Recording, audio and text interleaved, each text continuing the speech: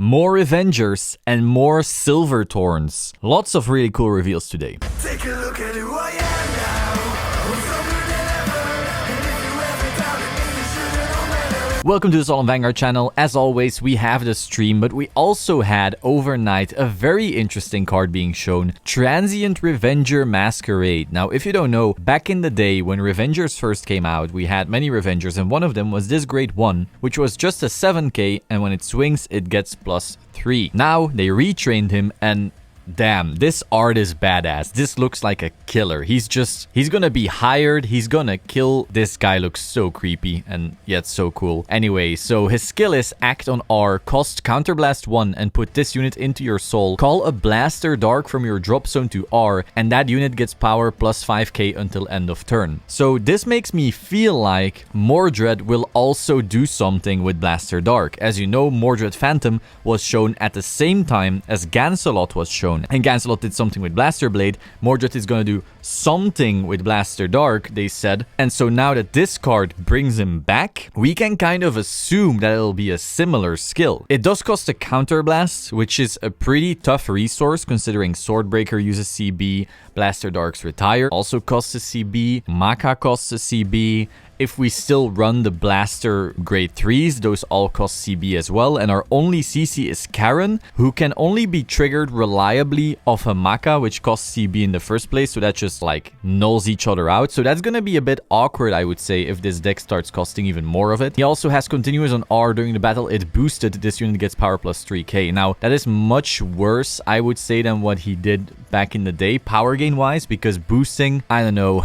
Like, he's never gonna boost, right? Because our plan is to call him and then he goes into soul to do the call in the first place. So we'll see how that works out. But overall, it's interesting that we have Revengers because we know the grade 3 is going to be a Revenger. Mordred, the name is confirmed. We know Nullity Revenger Masquerade, the grade 2, is also a Revenger. And then this is a Revenger as well. So are we going to see like the complete archetype coming back? So far, none of the support seems to be Revenger based. It doesn't ask for a Revenger, but they all have the Revenger name. And you know what that means? We're getting a Revenger premium deck from me, because I always build Revengers, no matter how shit it is. So that is exciting. Also, pick up your Zero Damage Gaming playmat. It's a really cool one this time. It's gonna disappear pretty soon, so you grab it now, or otherwise, poof, it's off the store. You can use the code HOTSTUFF to get 10% off. Now, as for the stream, we first of all saw these cards being shown off, just the full arts of the VR, I would guess. We have the Mordred Phantom, and then we also have the Nullity Revenger Masquerade. That would mean that Shadow Paladin has the 2 VRs in the set,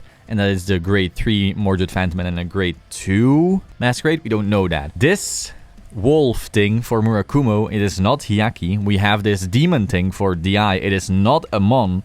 That is mind-blowing. And then we have Luquier. I'm not sure how you pronounce it. It's been a while since I watched the anime, the old one. But yeah, a bit weird how you have those 2 girls in the front instead of showing off the art front and center. Then again, they will probably like zoom in on the card itself. So that's pretty cool. Then we have the actual cards, however, which is much more interesting. We have Silver Thorn Conjurer Romy, a grade 1, which says act on R, cost, rest this unit and put it into your soul. Look at 3 cards from the top of your deck, put any number of cards with Silver Thorn in their card names from among them into your soul and put the rest on the bottom of your deck in any order. This card is begging to be in a full-blown Silver Thorn deck. And spoiler alert, all the cards from Pale Moon revealed so far are Silver Thorn only. So it looks like the support in this set doesn't work with the old stuff at all. Not even close. But they do all work together, and it is actual like xenophobic support in the sense that you play full Silver Thorn, or it's probably just not going to work at all. That does kind of mean that you have to trash all your old cards, apart from triggers, I guess, the draw PGs and so forth. Unless, of course, there's like some cards that are just too strong, you can't live without them.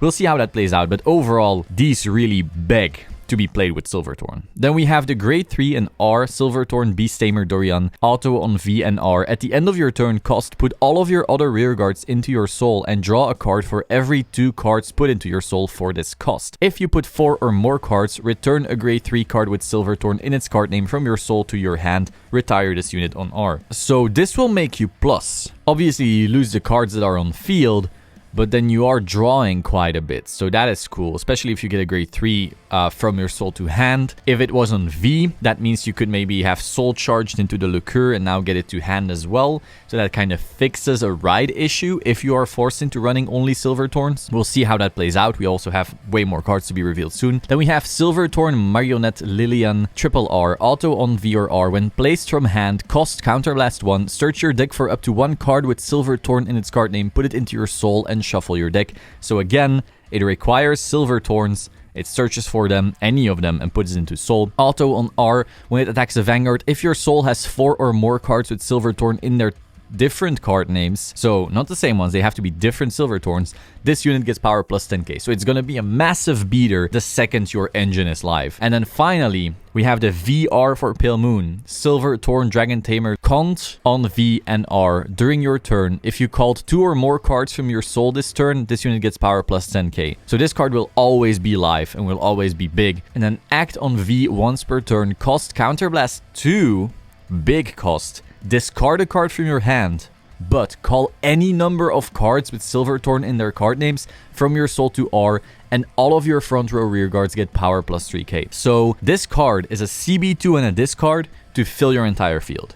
Like if we see the other Silver Thorn cards and the rewriting and so forth, it looks like we will just build a gigantic soul and then use Silver Thorn to fill the entire field and start swinging. So in that sense, it kind of feels like G Harry, in the sense that you don't need hand to build field once your soul is set up. So you won't be minusing hard to push. However, remember, you are discarding 1 card, not a big deal, but counterblasting 2. That is a heavy cost. So yeah, how good is this? I'm not actually sure. The main thing I'm worried about is that all these cards require each other. So if there's some really strong cards that you liked from like the previous Pale Moon support, it's gonna be hard to fit in, especially if like other cards that are revealed, like double R's and so forth, are also Silver Thorn and also ask Silver Thorn. And of course, if they are not Silver Thorn, then this engine isn't even big enough. You need even more Silver Thorn cards. So I'm assuming the other cards are also gonna be Silver Thorn, which is great news for the Silver Thorn deck, but kinda shit for the other cards that are out already. Now, overall, I'm hyped because out of like all the Pale Moon stuff, I do think Silver Thorn is the coolest looking. Like, Luquier is just, it's a really cool card. But I don't know, it feels a bit like a waste of money if you have been getting all the other VRs, SVRs, delete rares, and all that kind of stuff, and then they go, oh, better trash most of it because it's not gonna fit in this. We'll see, of course. None of these cards say run only Silver Thorns, but you're already also running triggers that don't have Silver Thorn in the name. Maybe one of them, maybe one crit will have it, but everything else, like, the more Silver Thorn, the better. So we'll see how that works out. Unlike in Shadows, where the Transient Revenger doesn't actually need any Revenger, he just says fetch a Blaster Dark. This is gonna be tough to fit in other cards. Now, we also saw some sleeves. Obviously, we have the Silver Thorn Girl, we have the Masquerade, like the VRs, and then we also saw the Raging Tactics, really cool cards over there. This set, Raging Tactics, feels very brown. Like, it's not vibrant. All the other cards at the top, you have like the big reds, the blues, the purples, and then the rest is just brown. A bit of green, a bit of purple, but like, you know what I mean. It's pretty colorless, but that's also what those clans are like. They don't tend to be vibrant, except for, you know, some arts. Overall, if you look at the sleeve of Luquier, it's pretty weird how those 2 elves, I guess, at the front are taking up space that she could be getting. On the card, it doesn't matter because you have like the text on top of them, but on the sleeve, it's pretty odd, I would say. Also, the hair color kind of reminds me of Rumi Labyrinth, but maybe that's just me. So those are all the reveals for today. Hope you found this interesting. If you did, please subscribe to the Solemn Vanguard channel and click the bell button to stay up to date. Like the video if you liked the video, and let me know your thoughts in the comments down below. I will see you soon. Ciao.